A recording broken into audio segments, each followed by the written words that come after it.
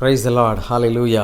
அன்புக்குரியவர்களே, இந்த நிகழ்ச்சியின் வழியாக உங்களை சந்திப்பதிலே மிக்க மகிழ்ச்சி அடைகிறேன். கர்த்தரை துதிக்கிறேன். ஆண்டவருடைய நாமம் மகிமைப்படுவதாக. கர்த்தர் மிகப்பெரிய காரியங்களை நம்முடைய வாழ்வில் செய்து வந்து கொண்டிருக்கிறார். நிச்சயமாக தொடர்ந்து நம்முடைய வாழ்வை வெற்றியாக்குவார் என்பதில் சந்தேகமில்லை. இன்றைக்கு நான் உங்களோடு கூட பகிர்ந்து கொள்ளுகிற மிக முக்கியமான காரியம் என்னவென்றால், நீங்கள் இந்த உலகத்தில் யாரை நேசிக்கிறீர்கள்? அன்பு எப்படிப்பட்ட அன்பு? எந்த விதமான அன்பு நம்மை தொடர்ச்சியாக வழிநடத்துகிறது என்பதை குறித்து சில காரியங்களை உங்களோடு கூட பகிர்ந்து கொள்ள வேண்டும் என்று சொல்ல விரும்புகிறேன். இது ஒரு அன்பின் மாதம். இந்த அன்பின் மாதத்திலே பல்வேறு விதமான அன்புகள் இங்கே வித்தியாசமாக இந்த உலகத்தில் கொண்டாடப்படுகிறதை பார்க்கிறோம். இந்த கொண்டாட்டம் எப்படிப்பட்ட கொண்டாட்டம், இந்த அன்பு எப்படிப்பட்ட அன்பு என்பதை சற்று வேதத்தின் வழியாக நாம் தீவிரமாக பார்ப்போம். பிரியமானவர்களே, அன்பு பற்றி பேசும் பொழுது அது ஒரு வார்த்தையில் அல்ல, அது ஒரு செயலில் இருக்கிறது. ஒவ்வொரு இளைஞர்களும் அப்படித்தான் செய்கிறதை பார்க்கிறோம். அவர்கள் வார்த்தையில் ஆரம்பிக்கின்ற அந்த அன்பு பின்பு வாழ்க்கையில் துவங்கி பின்பு பல்வேறு விதங்களிலே அவருடைய வாழ்க்கை நடந்து செல்கிறதை பார்க்கிறோம். சிலர் மனமுறிவோடு மனக்கசப்போடு தங்களுடைய வாழ்வை முடித்து கொள்கிறதை பார்க்கிறோம். ஆனால் தேவனுடைய அன்பு அப்படி அல்ல. அது நிரந்தரமானது, நித்தியமானது. அது அவருடைய வீட்டில் சேர்வரைக்கும் அந்த அன்பு தொடர்ச்சியாக நம்மை உருவாக்கி கொண்டே இருக்கிறது. நாம் மறந்தாலும் அவர் மறப்பதில்லை. அவர் ஒரு நாளும் நம்மை கைவிடுவதில்லை. நாம் அவர் விட்டு தூரமாய் போனாலும் அவர் நம்மை நேசித்து அவருடைய அன்பு நம்மை நேசத்திலே நம்மை கொண்டு செல்கிறதை பார்க்கிறோம். பிரியமானவர்களே, ஆகவே தான் பிதாவாகிய தேவன் தம்முடைய ஒரே குமாரன் இந்த உலகிற்கு அனுப்பினதை நாம் பார்க்கிறோம். யோவான் 3:16 இப்படி நாம் வாசிக்கிறோம். தேவன் தம்முடைய ஒரே பேரான குமாரனை தந்திரளி இவ்வளவாய் உலகத்தில் அன்பு கூர்ந்தார் என்று சொல்லி நாம் வாசிக்கிறோம். இது எவ்வளவு பெரிய அன்பு பாருங்கள். நம்முடைய ஒரு பிள்ளையை நாம் அயல் நாட்டுக்கு அனுப்பி வைக்கணும்னா ரொம்ப யோசிப்போம். அது மாத்திரம் இல்லை, வெளி வேலைகளுக்கு போகும்பொழுது ரொம்ப கவனமாக பார்த்துட்டு திரும்பி வந்துட்டியா, வேலையை முடிச்சிட்டியா, பல தொடர்புகளோடு இருந்து அவங்கள எப்படியாலும் திரும்ப கொண்டு வர்றதுக்கு ரொம்ப முயற்சி எடுப்போம். அப்படின்னா இந்த உலக பிரகாரமான அன்பு இவ்வளவு தூரத்து இருக்குன்னா, பரலோக தகப்பனுடைய அன்பு எப்படி இருக்கும் பாருங்க. அவர் எவ்வளவாய் நேசித்தார், எவ்வளவாய் அன்பு கூர்ந்தார். அந்த அன்பு பிதாவாகிய தேவன் தம்முடைய ஒரே குமாரன் இந்த உலகிற்கு அனுப்பி உலகத்தின் ஜனங்களை மீட்டுக்கொள்வதற்கு, உங்களை என்னையும் மீட்டுக்கொள்வதற்கு அவர் சிலுவை வரைக்கும் அந்த அன்பை பொழிந்தருளினார் சொல்லி பார்க்கும். இது ஒரு ப்ராமிஸ், இது தேவனுடைய திட்டம். அதை அவர் சரியாக நிறைவேற்றினார். அதனுடைய நோக்கம் ஏதோ ஒரு நிகழ்ச்சியை மட்டும் நடத்திவிட்டு அப்படி கடந்து போவதல்ல. இது அன்பினுடைய தொடர்ச்சி. பிதாவாகிய தேவன் எப்படி இந்த பூமியை உருவாக்கும் பொழுது ஆதாம் ஏவாள் என்று சொல்லி உருவாக்கி தொடர்ச்சியான அந்த அன்பை வெளிப்படுத்தினாரோ, அப்படி அந்த அன்பை தம்முடைய குமாரன் மூலமாக உங்கள் மீதும் என் மீதும் அந்த அன்பை வைத்ததை நாம் பார்க்கிறோம். அந்த அன்புக்கு இணையாக எதுவுமே கிடையாது. ஆகவே தான் மத்தேயு 28:20 நாம் வாசித்து பார்ப்பீர்கள் என்றால் அங்கே என்ன சொல்லியிருக்கிறது பாருங்கள். இதோ உலகத்தின் முடிவு பரியந்தமும் சகல நாட்கள் நான் உங்களுடனே கூட இருக்கிறேன் அப்படின்னு நான் சொல்ல. இந்த வேர்ல்டு எண்ட் ஆகிற வரைக்கும், எர்த் எண்ட் ஆகிற வரைக்கும் ஐ வில் பி வித் யூன்னு சொல்றார். நான் உன்னோட கூட இருப்பேன்னு சொல்றார். அது எவ்வளவு பெரிய ஆச்சரியம் பாருங்க, ஆசீர்வாதம் பாருங்க. யாருமே அது சொல்ல முடியாது. இந்த உலகத்தில் சொல்லுகிறவங்க அதை நிறைய நேரத்தில் அதை கீப்பப் பண்ண முடியாது. அந்த ப்ராமிஸை ஃபுல்ஃபில் பண்ணவே முடியாது. ஏன்னா ஒரு இடத்துல தான் ஒருத்தர் இருக்க முடியும். ஆனால் தேவன் சர்வ வல்லவர், சகலத்திலும் சகல மனிதர்களுக்கும் எல்லா இடங்களிலும் அவர் நிறைந்திருக்கிறவர். அவர் நமக்கு உதவி செய்கிறவராக இருக்கிறார். அவருக்கு ஆயிரமான கோடி தேவதூதர்கள் இருக்கிறாங்க. ஆனால் உங்களுக்கு எனக்கும் அந்த கம்பெனியில் வேலை செய்கிறதுக்கு ஆட்களே இருக்காது. நிறைய நேரங்கள் அப்படி யோசிப்போம், லேபர் ஷார்ட்டேஜ் அப்படிங்கிறது பார்க்குறோம். ஆனால் அப்படி கிடையாது. பரலோகத்தின் பிரஜைகளாய் மாறும் பொழுது அவர்களுக்கு உதவி செய்வதற்கு கோடான தேவதூதர்கள் உண்டு என்பதை மறந்துடவே கூடாது. தேவன் இந்த அன்பு சாதாரண அன்பு கிடையாது. இந்த அன்பை குறித்து ஒரு 3-4 மிக முக்கியமான காரியங்கள் உங்களோடு கூட சொல்ல வேண்டும் என்று சொல்லி விரும்புகிறேன். இந்த அன்பு அனுப்புகிற அன்பு. எப்படிப்பட்ட அன்பு? ஏசாயா தீர்க்கதரிசனுடைய புஸ்தகம் 6ஆம் அதிகாரம் நீங்கள் 8ஆம் வசனத்தை நீங்கள் வாசித்து பார்ப்பீர்கள் என்றால் அங்கே என்ன சொல்லப்பட்டிருக்கிறது பாருங்கள். யாரை நான் அனுப்புவேன், யார் நமது காரியமாய் போவார் என்று சொல்லப்பட்டிருக்கு. என்று உரைக்கிற ஆண்டவருடைய சத்தத்தை கேட்டேன் அப்படின்னு சொல்கிறார் ஏசாயா தீர்க்கதரிசி. தேவன் எப்போதும் அனுப்புகிற தேவனாக இருக்கிறார். எதுக்காக அனுப்புகிறார்? என் ஜனங்கள் எல்லாம் இன்னும் அவருடைய வீட்டுக்கு வர முடியல, அவருடைய மந்தைக்குள்ளே வர முடியல, அவர் அறிந்து கொள்ள முடியல. அவர் அறிந்து கொண்டால்தான் பாவ உணர்வடைந்து ரட்சிப்பு வாழ்வு பெற்று புது நம்பிக்கைக்குள்ளாக வரும்பொழுது தான் அவர்கள் நித்திய வீட்டிற்கு பங்குள்ளவர்களாக மாறார். அதனால் நிறைய பேர் அனுப்புகிறார். அன்புள்ள தேவன் அனுப்புகிற தேவனாக இருக்கிறார். அதனால தான் பிதாவாகிய தேவனும் நம்முடைய குமாரனாகிய இயேசுவை அனுப்பினார். நம்மளும் நம்முடைய ஊழியத்தில் நிறைய மிஷினரிகளை அனுப்பிக்கிட்டே இருக்கிறோம் தேசத்தில் இந்த அன்பை சொல்வதற்காக. பல கடினமான பாதைகளை மிஷினரிகளை சந்திக்கிறாங்க. ஆனால் அநேக ஆத்துமாக்களை அவர்கள் சொந்த ரட்சகராக மாற்றி இருக்கிறத பார்க்கிறோம். கிறிஸ்துவின் மந்தைக்குள்ளே சேர்த்திருக்கிறத பார்க்கிறோம். எவ்வளோ பெரிய பாக்கியம் பாருங்க. இது எவ்வளோ பெரிய சிலாக்கியம். இந்த உலகத்தில் எவ்வளவு பொன்னும் பொருள் கொடுத்தாலும் ஒரு ஆத்மாவுக்கு ஈடாக எதுவுமே இருக்க முடியாது. அவ்வளோ பெரிய பாக்கியத்தை கர்த்தர் நமக்கு தந்திருக்கிறார். ஆண்டவர் எப்பொழுதுமே அனுப்புகிற ஒரு தேவனாக இருந்தார். இன்னைக்கு திரளான மக்கள் இந்த அனுப்புகிற பகுதிக்கு போவதே இல்லை. அதை வேற யாராவது பார்த்துக்குவாங்க அப்படின்னு நினைக்கிறாங்க. இல்லை, தேவன் அப்படி செயல்படுகிறவர்களை தேடிக்கொண்டிருக்கிறார். கீழ்ப்படுகிறவர்களை தேடிக்கொண்டே இருக்கிறார். ஆபிரகாமினுடைய வாழ்க்கையை நீங்கள் பார்ப்பீங்களா என்றால், உன் இனத்தாரை விட்டு, உன் ஜாதியை விட்டு, உன் தேசத்தை விட்டு நீ புறப்பட்டு வா எனக்காகன்னு சொல்றார். ஆபிரகாம் கீழ்ப்படிந்தார், அப்படியே கீழ்ப்படிந்தார் பார்க்கிறோம். அதுதான் விசுவாசம், அதுதான் நம்பிக்கை. அந்த விசுவாசத்தினுடைய தகப்பன் சொல்லப்படுகிறதுக்கு அடையாளமே அதுதான். நீங்கள் யோசித்து பாருங்கள், எத்தனை ஆயிரம் ஆண்டுகளுக்கு முன்பதாக நடந்த ஒரு மிக முக்கியமான அந்த உறவு, அந்த அன்பு உணர்வு எவ்வளவு பெரிய ஆச்சரியமா இருக்கிறது. விசுவாசிகளின் தகப்பன் என்று சொல்லி பார்க்கிறோம். எவ்வளவு தீவிரமாக புறப்பட்டு வருகிறார். கர்த்தருடைய அன்புக்கு கீழ்ப்படியும் பொழுது பல ஜாதிகளுக்கு அவர் ஒரு பெரிய ஆசீர்வாதத்தின் தகப்பனாக மாறுகிறத பார்க்கிறோம். இன்றைக்கும் நம்ம ஆபிரகாமினுடைய அந்த ஆசீர்வாதத்தில் வாழ்கிறத நம்ம பார்க்கிறோம். அது மாத்திரம் இல்லை, மோசே ஆண்டவர் பிரித்தெடுக்கும் பொழுது மிகவும் கஷ்டப்படுகிறான். ஆனால் அடிமைத்தனத்தில் இருக்கிற என் ஜனங்களுக்கு நீ வேணும், நீ புறப்பட்டு போன்னு சொல்கிறார். யார் இருக்கா எனக்கு, நீ தான் வேணும்னு சொல்கிறார். அவன் எனக்கு முடியாது, நான் திக்குவாய் மந்தனாவு, நோ, நீ தான் புறப்படணும். அழைப்பு, அன்புக்கு கீழ்ப்படிந்த அழைப்பு. சரி ஆண்டவரேன்னு சொல்லி எவ்வளவு பிரச்சனைகள், 40 ஆண்டு அப்படியே வனாந்தர பயணம். யோசித்து பாருங்க, வாழ்க்கையின் பாதி வனாந்தர பயணத்திலே நடந்தது. எவ்வளோ பெரிய ஒரு தீர்மானம் பாருங்க மோசேக்கு. அதில் ஒரு பெரிய ஜன கூட்டமே அந்த நித்திய வீட்டை கானானை சுதந்திரித்துக் கொள்ளுகிறத பார்க்கிறோம். ஆண்டவர் இந்த உலகத்திற்கு முழு ரட்சிப்பை கொடுக்கும்படியாக பரலோகத்தை விட்டு பூலோகத்திற்கு வருகிறத பார்க்கிறோம். நிறைய பேருக்கு தன்னுடைய கிராமத்தை விட்டு, தன்னுடைய சபையை விட்டு அடுத்த கிராமத்திற்கு போய் சுவிசேஷம் சொல்லல, அடுத்த மாநிலத்திற்கு, அடுத்த மாவட்டத்திற்கு போகிறதுக்கு யாரும் விருப்பமே இல்லை. ஆண்டவர் எதிர்பார்க்கிறார், யாரை நான் அனுப்புவேன். ஆண்டவர் யாரை கேட்கிறார்? திறமை உள்ளவர்களை கேட்கிறாரா? இல்லை. தாளந்துள்ளவர்களை கேட்கிறாரா? இல்லை. யாரை கேட்கிறார்? அவருடைய சித்தத்திற்கு கீழ்ப்படுகிறவர்களை கேட்கிறார். நீங்கள் எப்படிப்பட்ட மனிதர்களாக இருந்தாலும் சரி. பேதுரு பாருங்க, ஆண்டவனே அப்படின்னு சொல்லி காலில் விழுறான். காரணம் என்ன? முழுவதும் பிரயாசப்பட்டு ஒன்றும் அகப்படவில்லை. இப்போவும் வலப்புறமா போடுனா இடம் கொள்ளாமல் போக மட்டும் அள்ளி கொண்டு வர்றார்.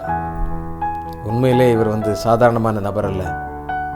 பாவியாக என்மேல் கிருபியாருன்னு சொல்லி தன்னை ஒப்பு கொடுக்கிறார். நீ என்னை பின்பற்றிவான்னு சொல்றார். செயல்பட ஆரம்பிக்கிறார். அந்த வெளிப்பாடு எவ்வளவு பெரிய வெளிப்பாடு பாருங்கள். அப்படி ஆண்டவர் திறமையான மனிதர்களை தேடுகிறார்கள். எளிமையான மனிதர்களை ஆண்டவர் தேடுகிறார். அவருடைய சித்தத்திற்கு கீழ்ப்படிய அழைக்கிறார். பிரியமானவர்களே, ஏசாயாவினுடைய பதில் என்னவாக இருந்தது? நீங்க வாசித்து பாருங்க. ஏசாயா 6:8, இதோ அடியேன் இருக்கிறேன், என்னை அனுப்பும் என்றார். இந்த சத்தம் எவ்வளவு முக்கியமான சத்தம் பாருங்க. ஜெபிக்கிறதற்கு அப்படி சொல்ல முடியுமா? இதோ நான் இருக்கிறேன் ஆண்டவரே, உமக்காக, இந்த தேசத்திற்காக ஜெபிக்கணும், எந்த நபருக்காக, எந்த ஊழியத்துக்காக ஜெபிக்கணும். ஆண்டவர் எதிர்பார்க்கிறார். அனுப்புகிறவர்களை அன்று தேடிக்கொண்டே இருக்கிறார். அன்பு எப்போதுமே அது போகின்ற அன்பு. அன்பு எப்படி போகிறது பாருங்கள். மத்தேயு 28:19 நீங்கள் வாசித்து பார்ப்பீங்கன்னா, ஆகையால் நீங்கள் போய் சகல ஜாதிகளுக்கும் என்று சொல்லப்பட்டிருக்கிறது. சகல ஜாதிகளுக்கும் நீங்கள் போய், யாரை சொல்றாரு? சீஷர்களை பார்த்து ஆண்டவர் சொல்றார். இத்தனை ஆண்டுகள் கூடவே இருந்தாங்கல்ல, இந்த வேலை செய்த சீஷர்களை பார்த்து சொல்றார். ஆகையால் நீங்கள் புறப்பட்டு போய். அன்பு போகின்ற அன்பு. சுகபோகமாக அப்படி வாழ்கிற அன்பு கிடையாது. ஆண்டவரோட கூட இருந்தால் ரொம்ப சந்தோஷமாக தான் இருந்துச்சு. ஆனால் ஆண்டவர் நீங்கள் போகணுன்னு சொல்லி அந்த ட்ரைனிங்கை கொடுக்குறார். அப்படி கொடுத்ததுனால தான் தோமா புறப்பட்டு இங்கே வர்றதை நம்ம பார்க்குறோம். கிறிஸ்துவுக்கு பின்பாக 40ஆம் ஆண்டுகளில் அவர் புறப்பட்டு வருகிறார். எவ்வளோ பெரிய பாக்கியம் பாருங்கள், எவ்வளோ பெரிய அந்த அன்பு. இந்த உலகத்தை சுதந்திரிக்கும்படியாக புறப்பட்ட அன்பு. இயேசுவும் அப்படி தான் பரலோகத்தை விட்டு வருகிறத பார்க்கிறோம். தன்னுடைய வசதியை விட்டு, தன்னுடைய இனத்தை விட்டு, தன்னுடைய பொருளாதாரத்தை விட்டு தியாகத்தோடு புறப்படுகிற அன்பு. ஆண்டவர் அப்படி இருக்கார். ஏராளமான மிஷினரிகள் அப்படி தான் புறப்பட்டு வந்தாங்க. 9ஆம் வகுப்பு படித்த வில்லியம் கேரி அப்படி தான் புறப்பட்டு வந்தார். ஸ்டீகன் பால்க் புறப்பட்டு வந்தார். பல டபுள் டிகிரி படித்தவங்க புறப்பட்டு வந்தார்கள். டாக்டரேட் படித்தவங்க புறப்பட்டு வந்தாங்க. இப்படி பல்வேறு வசதிகளை, படிப்புகளை, தன்னுடைய குடும்பத்தை, சொத்துக்களை எல்லாம் விட்டுட்டு அவைகள் எல்லாவற்றையும் விற்று இந்த தேசத்தின் விடுதலைக்காக, நன்மைக்காக, மக்களுடைய, ஜனங்களுடைய ஆசீர்வாதத்திற்காக, ஜாதிகளுடைய ஆசீர்வாதத்திற்காக இங்கேயே மூலதனமாக்கியிருக்காங்க.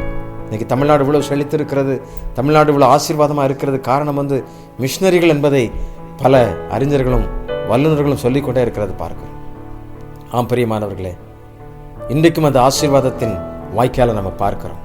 ஆம், பாவிகளிடம், நோயாளிகளிடம், மறுக்கப்பட்டவர்களிடம் இயேசு அந்த அன்பை வெளிப்படுத்தினதை பார்க்கிறோம். இன்றைக்கு ஏராளமான நம்முடைய ஊழியர்கள், மிஷினரிகள் ஒதுக்கப்பட்டவர்களிடத்தில், புறக்கணிக்கப்பட்டவர்களிடத்தில், யாருமே போய் பார்க்காத மக்களிடத்தில் போய் இந்த சுவிசேஷத்தை சொல்வதற்கு ஆண்டவர் உதவி செய்கிறார்.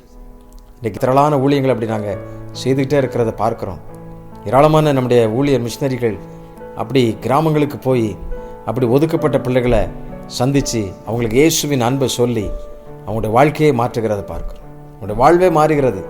இதுவரைக்கும் ஐயோ இனி வாழ்வே இல்லைன்னு நினைத்தவங்க இப்பொழுது தலைநிமிர்ந்து வாழும்படியாக ஒரு மிகப்பெரிய வாழ்க்கை அவர்களுக்கு உண்டாயிருக்கிறத பார்க்கிறோம். ஆகவே அன்பு புறப்பட்டு செல்லுகிற அன்பு ஒரு நடைப்பயணம், அது நீங்கா பயணம், அது தொடர்ச்சியாக நடந்து கொண்டிருக்கிற ஒரு பயணம். பிரியமானவர்களே, ஒரு நல்ல ஒரு உதாரணம் சொல்லணும்னா, ஒரு தாய் தன் பிள்ளையை பெற்றெடுக்கும் பொழுது யோசித்து பாருங்கள். தன்னுடைய பிள்ளையை எவ்வளவாய் மடியில் வச்சு கொஞ்சி அதை சீராட்டி, பாலூட்டி, தாளாட்டி எவ்வளவாய் வளர்க்கிறாள்னு பாருங்கள். ஒவ்வொரு நாளும், ஒவ்வொரு நிமிடமும் அந்த பிள்ளை அழுதுச்சுன்னா ஐயோ பசிக்குமே, அந்த பிள்ளை கீழே விழுந்துச்சுன்னா ஐயோ இயேசுவே அப்படி சொல்லி தூக்கி காப்பாற்றுறது. அப்போ பாருங்கள், ஒவ்வொரு நாளும் இப்படி கண்ணும் கருத்துமாக அந்த குழந்தை வளர்ப்பதற்கு எவ்வளவாக தம்பி, தங்கச்சி, வாலிபனே, வாலிப சகோதரி, சகோதரியே, உங்கள் அப்பா அம்மா உங்களை வளர்ப்பதற்கு, இந்த அளவுக்கு வளர்ப்பதற்கு அவங்க எவ்வளவு தியாகம் செய்திருப்பாங்க தெரியுமா? நீங்கள் சிக்காக இருக்கும் பொழுது, சுகவீனமாக இருக்கும் பொழுது எவ்வளோ நாள் அவங்க தூங்காமல் உங்களை பார்த்துருப்பாங்க தெரியுமா?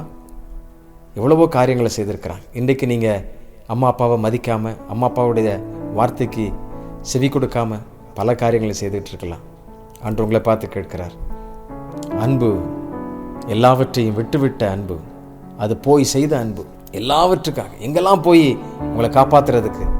சில நேரம் மருத்துவமனையில் பார்த்தா தெரியும், ஐயோ இந்த மருத்துவமனைக்கு போயிருமா, அந்த மருத்துவமனைக்கு போயிருமா, அந்த ஹாஸ்பிட்டல் போனால் சரியாகுமா, எவ்வளவு என் பிள்ளை காப்பாற்றிடணுமே, எவ்வளவா என்னுடைய தாய் பிரயாசப்படுகிறத பார்க்குறோம். என்னுடைய வசதியை இழந்து போகிறேன். யார்கிட்டையும் போய் ஒரு நாளும் என் பிள்ளை அப்படி பண்ணுது இப்படி பண்ணு சொல்ல மாட்டேன். எப்போ சொல்லுவாங்க தெரியுமா? நீங்கள் அந்த அன்பை மறந்து, அந்த அன்பை விட்டு தூரமாக போய் நீங்கள் ஏளனமாக பார்க்கும் பொழுது தான் அவங்க வேதனையோடு கூட பார்ப்பாங்க. ஆனால் ஒரு நாளும் அந்த அன்பு ஒரு நாள் புகார் சொல்வதில்லை, குற்றம் சொல்வதில்லை. என் பிள்ளை எப்படியாவது வருவான், எப்படி தொலைந்து போன அந்த மகன் திரும்ப வருவான் என்று சொல்லி காத்து கொண்டே இருந்தாரோ, ஆண்டவர் அப்படி பார்த்து கொண்டே இருக்கிறார். அன்பு கணக்கு பார்க்காது, அது ஒரு அன்பின் வெளிப்பாடு. எனக்கு அன்பானவர்களே, இதுதான் ஆண்டவர் எதிர்பார்க்கிற ஒரு மிகப்பெரிய பாக்கியம். இந்த அன்பு அநேகருக்காக செயல்படும், ஆண்டவருக்காகவும் செயல்படும். ஆண்டவர் அப்படி உங்களை தேடுகிறார். அவர்கள் புறப்பட்டு போய் எருசலேமிலிருந்து இந்த ஊருக்கு வரும்பொழுது தோமாவுக்கு எந்த மொழி பேசுவாங்கன்னு தெரியுமா? தெரிஞ்சிருக்காது. இன்றைக்கி இருக்கிற மாதிரி ஜிபிஎஸ் கருவிகள், கூகுள் மேப், வரைபடங்கள்லாம் இருந்துச்சா? தெரிஞ்சிருக்காது. இன்றைக்கு இருக்கிற தொலைபேசி வசதிகள், இப்படி வாய்ப்புகள் எவ்வளவோ இருக்குது. அன்றைக்கு அவைகளெல்லாம் இல்லை. சூரியனை பார்த்து உதிக்கும் திசை துவங்கி அப்படித்தான் அவங்க பார்த்து ஒவ்வொரு நாட்டிற்கும் போயிருக்கிறாங்க. எவ்வளவு பெரிய அன்பு! 6 மாத பயணத்திற்கு அப்புறம் இறங்கியிருக்கிறார். எவ்வளோ பெரிய தியாகம்! தோமா இந்த பூமியிலே நமக்காக இரத்தம் சிந்த தன்னை ஒப்பு கொடுத்ததை பார்க்கிறோம். தியாகத்தின் அன்பு. ரோமர் 10ஆம் அதிகாரம் நீங்கள் வாசித்து பார்ப்பீங்கன்னா, அங்கே 14, 15 நீங்கள் வாசித்து பார்ப்பீங்க. நாங்கள் அனுப்பப்படாவிட்டால் எப்படி பிரசங்கிப்பார்கள் என்று சொல்லப்பட்டது. ரோமருக்கு எழுதின 10ஆம் அதிகாரம் 14, 15 நீங்கள் வாசித்து பார்ப்பீர்கள் என்றால் இங்கே சொல்லப்பட்டிருக்கிறத பார்க்கிறோம். அவரை விசுவாசியாதவர்கள் எப்படி அவரை தொழுது கொள்வார்கள்? அவரை குறித்து கேள்விப்படாதவர்கள் எப்படி விசுவாசிப்பார்கள்? பிரசங்கிக்கிறவன் இல்லாவிட்டால் எப்படி கேள்விப்படுவார்கள்? அனுப்பப்படாவிட்டால் எப்படி பிரசங்கிப்பார்கள்? சமாதானத்தை கூறி நற்காரியங்களை சுவிசேஷமாய் அறிவிக்கிறவர்களுடைய பாதங்கள் எவ்வளவு அழகானவைகள் என்று எழுதியிருக்கிறது. ஆம் பிரியமானவர்களே, அனுப்புவது ஒரு மிக முக்கியமான விஷயம். அனுப்பப்படாவிட்டால், இதுக்கு முன்னால் நான் சொல்லும்போது சொன்னேன், அது கணக்கு பார்க்காத ஒரு அன்பு.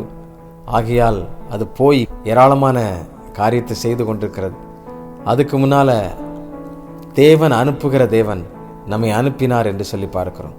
இப்போ நான் சொல்லும் பொழுது என்ன சொல்கிறேன் பாருங்கள், இந்த அன்பு எப்பொழுதுமே தீவிரமாக செயல்படுகிற அன்பு. அனுப்பப்படாவிட்டால் எப்படி அவர்கள் அறிந்து கொள்வார்கள்? நாம் போய் சொல்லலைன்னா யாருமே அறிந்து கொள்ள முடியாது. சிலர் போவார்கள், பலர் அனுப்புவார்கள். ஒரு மிஷினரியுடைய கால்கள் போகிறது, ஆனால் அந்த மிஷினரியை தாங்கி ஆதரித்து ஜெபிக்கிற ஜெபக்குழுவோ சபையோ அவருடைய இருதயம் அந்த மிஷினரியோடு இருக்கிறது. இன்றைக்கி அநேகர் காணிக்கை கொடுத்துட்டா போதும் அப்படின்னு நினைக்கிறாங்க மிஷினரி ஊழியத்திற்கு. அது மாத்திரம் அல்ல, அது அந்த ஊழியரோடு நம்முடைய இருதயம் பயணிக்க வேண்டியிருக்கிறது. எனக்கு தெரிந்த ஒரு அண்ணன் இருக்கிறாங்க. அவங்க மகாராஷ்டிரா மாநிலத்தில் விந்திய சாத்புரா மலைகளுக்கிடையே அவங்க பயணித்தாங்க. அவங்களோட பேர் ஆர்த்தர் ஜபராஜ். அவங்க கணவன் மனைவியாய் போனாங்க. அந்த மலையில் இருக்கிற எல்லா கிராமங்களுக்கும் ஏறி இறங்கி சுவிசேஷத்தை சொல்லி கிறிஸ்துவின் அன்பை சொல்லிக்கொண்டே இருந்தாங்க.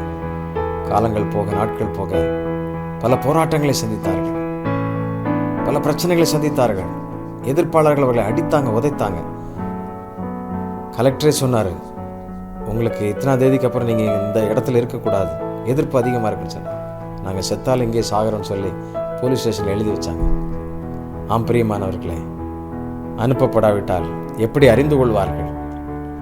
அதனால் அவருடைய இருதயம் அந்த மக்களோடு ஒன்றித்து போயிடுச்சு. நேசிச்சாங்க. பல ஆயிரக்கணக்கான மக்கள் கிறிஸ்துவை அறிந்து கொண்டாங்க. எதுக்கு தெரியுமா? ஒருவருக்கொருவர் விரோதமாக, ஒரு ஜாதிக்கு விரோதமாக இன்னொரு ஜாதி அப்படி அம்பு எய்து கொல்றவங்க, விஷம் வச்சு கொல்றவங்க இப்படி இருந்தாங்க. கடைசியில் ஒரே திருச்சபையில் ஞானஸ்நானம் எடுத்து ஒரே குடும்பமாக வாழ ஆரம்பித்தாங்க. அல்லேலூயா! இது எப்படிப்பட்ட அன்பு? பிரசங்கித்ததால், கிறிஸ்துவின் அன்பை சொன்னதனால், அனுப்பப்பட்டதினால். ஆம் பிரியமானவர்களே, இது ஒரு மிகப்பெரிய தியாகமான செயல். ஆண்டவர் அப்படி நம்மை எதிர்பார்க்கிறார். அவருடைய சித்தத்தை செய்ய நம்மை ஆண்டவர் எதிர்பார்க்கிறார். நீங்கள் உங்களை அர்ப்பணிக்க முடியுமா? ஆண்டவருடைய சித்தத்திற்கு உங்களை ஒப்புக் கொடுக்க முடியுமா? ஆண்டவர் நம்மை எதிர்பார்க்கிறார். ஒரு சிறிய காணிக்கை ஒரு பெரிய கிராமத்தை சந்திக்கிறது, பெரிய மக்கள் கூட்டத்தை சந்திக்கிறது. உங்களுடைய சிறிய அர்ப்பணம், ஒரு நபருடைய அர்ப்பணம் ஒரு பெரிய தேசத்தையே மாற்றி விடுகிறது. ஆண்டவர் அப்படி உங்களை அழைக்கிறார். நாம் நேரில் பார்க்க முடியாத பல இடங்களிலேயும் உங்களுடைய ஜெபமும் உங்களுடைய அனுப்புகின்ற ஆதரவும் ஒரு பெரிய மாற்றத்தை கொடுக்கிறது. உங்களுடைய இருதயம் ஊழியரோடு கூட இணைந்திருக்கணும், ஊழியருக்காக ஜெபித்து கொண்டே இருக்கணும். ஒரு கிராமத்தில் ஒரு மிஷினரி ஊழியம் செய்து கொண்டார். அவர் சொல்லும்போது என்ன சொன்னார் தெரியுமா? ஒரு சபை மாதம் மாதம் ஒரு சிறிய காணிக்கை கொடுக்கும் பொழுது நாங்கள் அந்த காணிக்கை வச்சு ஒரு சண்டே ஸ்கூல் ஆரம்பித்தோம். அந்த சண்டே ஸ்கூலில் சின்ன சின்ன கதைகள், பாட்டு, வசனங்கள், அவங்களுடைய வாழ்வுக்கு வேண்டிய சில நன்மைகள் எல்லாம் சொல்லி கொடுத்து கொண்டே இருந்தோம். அந்த விசுவாசத்தோடு கொடுத்த அந்த காணிக்கையை ஆண்டவர் ஆசீர்வதித்தார். அது மூலமாக நிறைய குழந்தைகள் அந்த பைபிள் கிளாஸுக்கு வர ஆரம்பித்தாங்க, சண்டே கிளாஸுக்கு. சில ஆண்டுகள் கழித்தது அந்த குழந்தைகளில் பலர் படித்து நல்ல வேலைக்கு போக ஆரம்பித்தாங்க. சிலர் ஊழியர்களாக வந்தாங்க, சிலர் சபை தலைவர்களாக வந்தாங்க, சிலர் கிராமத்திற்கு அதிகாரிகளாக வந்தாங்க. அப்போது அவங்கெல்லாம் சொன்னாங்க, இந்த அண்ணன் வரலன்னா, இந்த அண்ணன் எங்களுக்கு சண்டே ஸ்கூல் எடுக்கலைன்னா நாங்கள் இன்றைக்கி பள்ளிக்கூடத்துக்கே போயிருக்க மாட்டோம், நாங்கள் இந்த நிலைமைக்கு வந்திருக்க மாட்டோம். பலர் அரசாங்க வேலையில் இருக்கிறாங்க அப்படி சொன்னாங்க. பிரியமானவர்கள், இதற்கு பின்னணியத்தில் யார் தெரியுமா? ஒரு சின்ன சபை, ஒரு சின்ன குடும்பம் அந்த ஊழியரை தாங்கி ஆதரித்து ஜெபித்ததுனால தான். அன்பு, மாயமற்ற அன்பு, அது எல்லாரையும் சகித்து கொண்டு அவர்களுக்காக செயல்படுகிற அன்பு. இந்த அன்பை ஆண்டவர் எதிர்பார்த்து கொண்டிருக்கிறார். பாருங்க, அந்த கிராமத்தை ஒருபோதும் தாங்குகிற, ஆதரித்த அந்த குடும்பம் பார்த்ததே இல்லை. அந்த ஊழியருக்காக அவங்க ஜெபித்து கொண்டே இருந்தாங்க. ஆனால் தேவன் அதை பார்த்து கொண்டே இருந்தார், அதை கணக்கில் வைத்து கொண்டே இருந்தார். மிகப்பெரிய ஆசீர்வாதத்தை, கனியை கொடுத்தார். இது மதம் மாற்றுவதல்ல, அவருடைய வாழ்க்கையே மாறுகின்ற ஒரு வாழ்வு. அன்புன்னு சொல்லி இந்த உலகத்தில் எதையெல்லாம் நம்பி ஏமாந்து கொண்டிருக்கிற இளைஞனே, யுவதியே, ஆண்டவர் இப்படி அவருடைய சொந்த குமாரனை தந்து உன்னை நேசித்து உண்மையில் அன்பு செலுத்தி சிலுவை வரைக்கும் சென்றார். எதற்காக தெரியுமா? மாய்மாலமான எந்த அன்பிலும் நீ சிக்கிவிடக்கூடாது, கிறிஸ்துவுக்காக நீ வாழணும்னு சொல்லி. அல்லேலூயா. எப்படி ஒரு கிராமத்தில் ஒரு மெழுகுவத்திய ஒரு சிறுவன் ஏற்றும் பொழுது அந்த மெழுகுவத்திரி அப்படியே அந்த கிராமம் முழுவதும் இரவு வெளிச்சம் கொடுத்ததோ, அந்த கிராமத்தில் உள்ளவங்கெல்லாம் சந்தோஷப்படுறாங்க. ஏன் தெரியுமா? அந்த சிறுவன் கொடுத்த அந்த மெழுகுவத்தி அது ஒரு வீட்டுக்கு கொடுக்க அடுத்த வீடு அடுத்த வீடு அடுத்த வீடு அந்த நன்மைகள் பறந்து கொண்டே இருந்தது. ஆகவே நீங்கள் சொல்லுகிற, நீங்கள் கொடுக்கிற, நீங்கள் ஜெபிக்கிற ஜெபம் இவைகள் எல்லாம் இந்த தேசத்திற்குள்ளாக நன்மைகளாக சென்று கொண்டிருக்கிறது. ஆகவே நீங்கள் தேசத்தின் பிரதிநிதிகள், தேவனுடைய பிரதிநிதிகள். நீங்கள் சாதாரணமான மனிதர்கள் அல்ல, கிறிஸ்துவுக்காக நீங்கள் அன்பை செலுத்துகிறவர்கள். விலைக்கரைமாக ஒப்பு கொடுத்து உங்களை ஆண்டவர் அர்ப்பணிக்க வைத்திருக்கிறார். இந்த அருமையான வேளையில் பிரியமானவர்களே, ஆண்டவர் உங்களோடு கூட பேசி கொண்டிருப்பது இது தேவனுடைய சித்தத்தை முழுமையாக செய்வதற்கு. முழுமையான அன்பு கிறிஸ்துவ மேல் உண்டாகட்டும். முழுமையான அன்பு கிறிஸ்துவின் நற்செயல்களில் உண்டாகட்டும். முழுமையான அன்பு அனுப்பப்படுகிறதுல, கொடுக்கப்படுகிறதுல உண்டாகட்டும். முழுமையான அன்பு செயல்படுகிறதுல உண்டாகட்டும். போலியான அன்பு மறையட்டும். வேஷமான அன்புகள் மறையட்டும்.